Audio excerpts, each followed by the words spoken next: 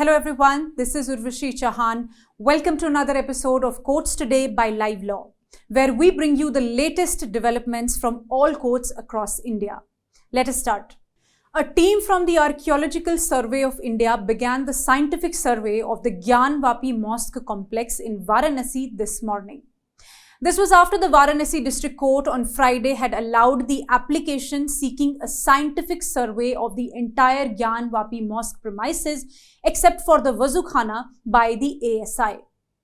This survey is to find out as to whether the mosque had been constructed over a pre-existing structure of the Hindu temple or not, as an application moved before the Allahabad High Court by 4 Hindu women worshippers seeks all year-round worshipping rights in the Gyan Vapi Mosque compound.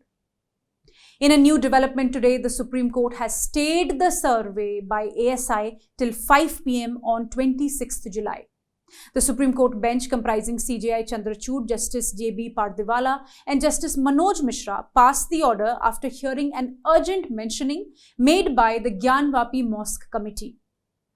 The order was passed to allow some breathing time to the Masjid Committee to approach the Allahabad High Court challenging the District Court's order, because it was passed on a Friday evening, leaving the committee with no time to approach the High Court. The Supreme Court clarified that it had not gone into the merits of the matter. Further, the court has asked the Masjid Committee to approach the High Court tomorrow itself and has requested the High Court Chief Justice to allow a hearing before the interim order expires on 26th July. And now an update regarding the viral video from Manipur. After being criticized and condemned hugely by citizens on social media, various organizations and even the Supreme Court taking suo motu cognizance to inquire into the issue, a PIL petition has now been filed before the Supreme Court seeking an independent expert committee under the leadership of a former judge of the top court to inquire into incidents of sexual assault and ongoing violence in the state of Manipur. The petition has accused both the union and state governments of inaction with respect to the outbreak of violence. Besides this, the petition has also sought a writ directing the CBI to register an FIR, record statements of victims, and initiate an investigation with respect to the ongoing violence. Delhi government has spent an amount of 1,073 crores on advertisement in the last 3 financial years. Says so the affidavit filed by the Delhi government. If you remember, earlier this month, the Supreme Court was informed that the Delhi government was not making contribution towards the RRTS project, that is Regional Rapid Transit System, due to budgetary constraints. So the Apex Court had directed it to file an affidavit within 2 weeks disclosing the funds used for advertisements. Today, on perusing the affidavit submitted, the bench comprising Justice S.K. Kaul and Justice Sudhanshu Dholia remarked that if 1,100 crores could be spent for ads in 3 years, contributions could be made to infra projects. Further, the bench was informed that the state would make budgetary provisions for the concerned projects according to the schedule laid down.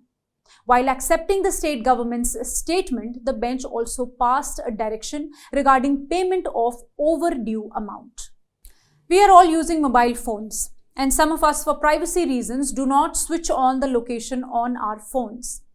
A question before the Supreme Court in an interesting case has arisen whether there can be a condition in a bail order to drop Google location from mobile of the accused to the investigation officer throughout the period of his bail, and can this be permitted or not in view of Article 21.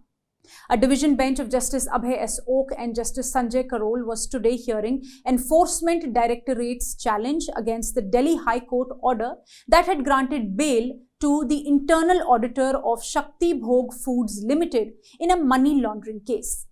While granting him bail, the condition to drop his Google pin location was imposed.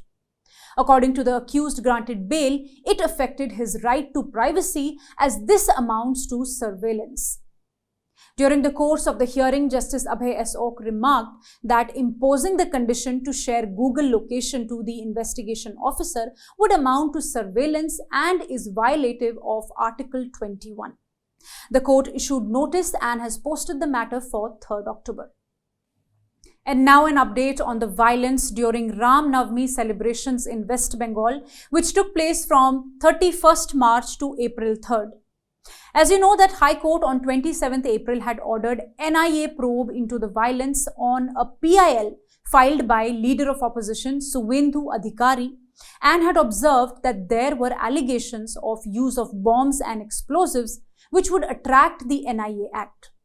Today, the Supreme Court dismissed the petition filed by the state of West Bengal challenging the Calcutta High Court order. The bench comprising CJI Chandrachud, Justice J.B. Pardiwala and Justice Manoj Mishra noted that after the High Court's order, the central government had exercised its suo motu powers under the NIA Act to ask the NIA to investigate these cases. It also noted that the centre's subsequent notification had not been challenged by the state government. Today, while refusing to stay the ongoing process of delimitation of the Assembly and Lok Sabha constituencies being undertaken by the Election Commission of India, the Supreme Court has agreed to hear a challenge made to it by a group of non-BJP party leaders.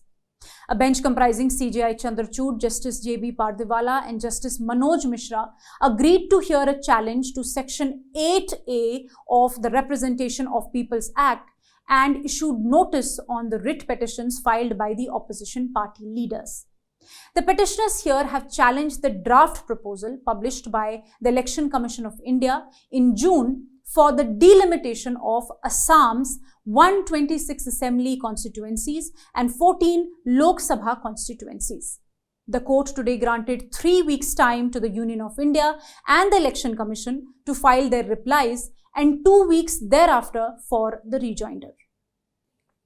In another update, the Supreme Court has extended interim bail granted to Satyendra Jain, the Aam Aadmi Party leader and former cabinet minister in the Delhi government, in a money laundering case. You already know that Jain was arrested by ED in May last year but was granted interim bail on medical grounds by the top court last month. A bench comprising Justices A.S. Bopanna and Bela M. Trivedi was considering Jain's plea challenging the decision of the Delhi High Court to deny him bail. Solicitor General S.V. Raju urged the court to direct an independent evaluation to be conducted whether hospitalization was required or not. But as senior advocate A.M. Singhvi, appearing for Jain, informed the court that he underwent a very serious operation and would need at least 6 weeks' time to recover, the court then extended the interim bail granted by 5 weeks. Section 498A of the IPC deals with the offence of cruelty to a woman by her husband or relatives.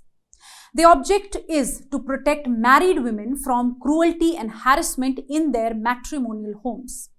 While the provision serves as a crucial legal tool to safeguard the rights of women, there have been concerns about its potential misuse and false implications. In an important update, the Karnataka High Court has said that a complaint under Section 498A filed by the second wife against the husband and her in-laws is not maintainable.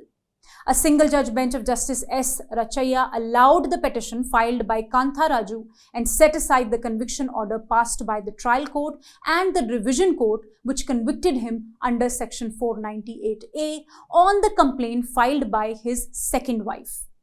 The complainant claimed that she was affected due to paralysis few years after marriage and that the petitioner started harassing her and subjecting her to cruelty and mental torture.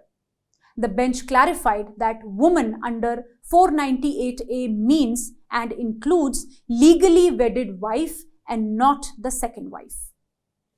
Medical negligence laws are often misused to falsely accuse healthcare providers of malpractice without legitimate grounds. Such misuse can have serious consequences for the accused, medical professionals, and the healthcare system as a whole. While genuine cases of medical negligence should be addressed to ensure patient safety, false accusations can lead to unnecessary legal battles. The Patna High Court has quashed the proceedings in a criminal case against a doctor who was accused of negligence during a hysterectomy in 2012. Justice Prabhat Kumar Singh observed that there is difference between negligence and criminal negligence, and it is only criminal negligence which can be tried by a criminal court. For negligence to amount to offence, element of mens rea must exist. So long a doctor follows practice acceptable to medical profession of that day, he cannot be held liable for negligence. Thank you for joining us. If you wish to know more details about the cases I mentioned here, you can visit our website at www.livelaw.in. Stay ahead with quick legal updates only on Live Law. Do not forget to like, share and subscribe and support us.